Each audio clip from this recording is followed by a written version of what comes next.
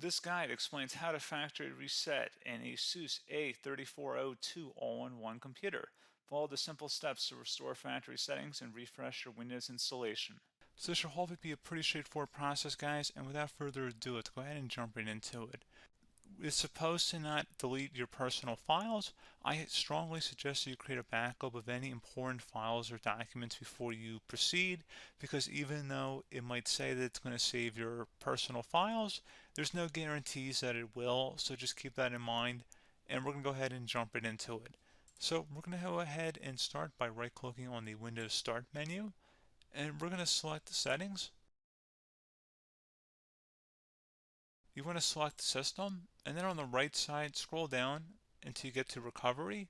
Reset Advanced Startup Previous Version of Windows. Go ahead and open that up. So we're going to start by going underneath Recovery Options, reset this PC, choose to keep or remove your personal files, then reinstall Windows. Go ahead and select Reset PC.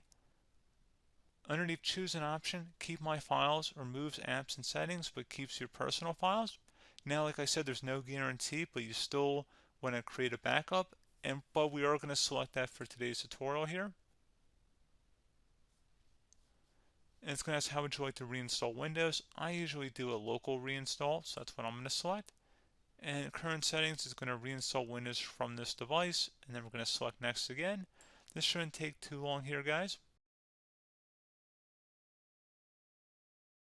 And resetting will change settings back to their default, keep personal files, reinstall Windows from this device, remove all apps and programs, and you can also view what apps will be removed.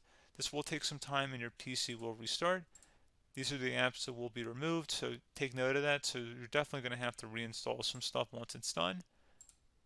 So it looks like I accidentally closed out of there, so I'm just going to go back to exactly where we were. And we're just going to go ahead and proceed with the reset here and select reset.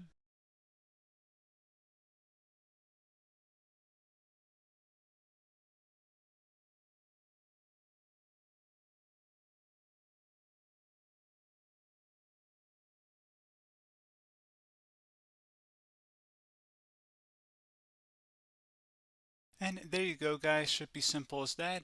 Go ahead and reinstall any of the applications that were removed. You can see a list of them by clicking on the link that's going to be on our desktop here. And that's pretty much it, guys. So, as always, thank you for watching this brief tutorial.